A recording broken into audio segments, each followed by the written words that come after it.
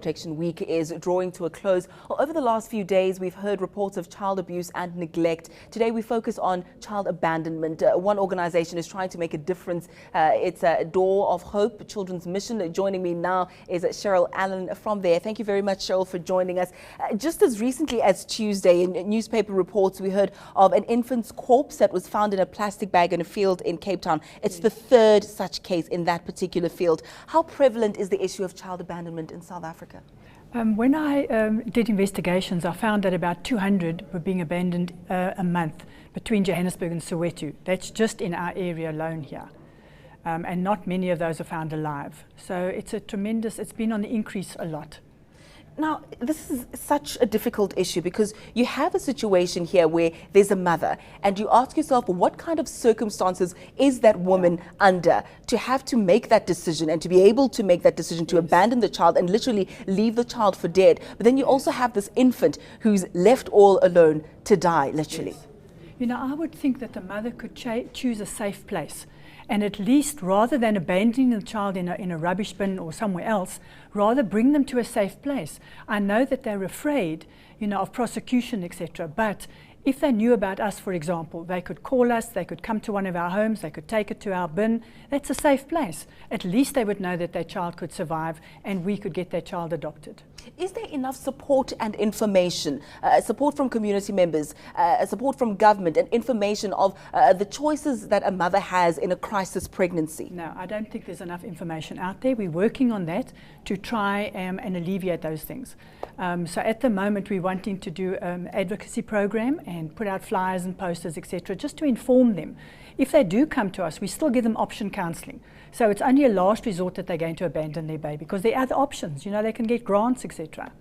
Cheryl, I just want to discuss what your organization does. You deal with a lot of children who come in there. I know most recently there was a case of a little child in Alexandra who had their face mauled by rats, disfigured, because the mother abandoned this little boy and had no other way, or at least thought there was no other option. Yes, she threw him in a dumpster. Someone heard him crying, but he'd already been eaten by the rats. He has no nose, no one side of his face, the back of his head was eaten. And he's suffering a lot, you know, and it was just unnecessary because she could have brought him rather to another place. And what kind of cases do you deal with? You've just touched on this one. What do you do as an organization to try and remedy this situation? Well, we try and save their lives, obviously, and so we try and put it out there that we're available for calls for mothers to come. We also, the police bring babies to us if they find them. The hospitals phone us to come and fetch babies if the mothers leave them behind there, which is also an option. But the problem is, I think the communities might give them a hard time.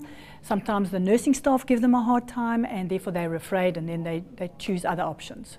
You've touched on communities. I think it's very important. How possible is it that someone can conceal a pregnancy and then abandon the baby? Or maybe they haven't concealed that pregnancy, but they go back to community members, to family, to friends. What do they say to them about where the baby is? They usually say that they're sick in hospital or they've died.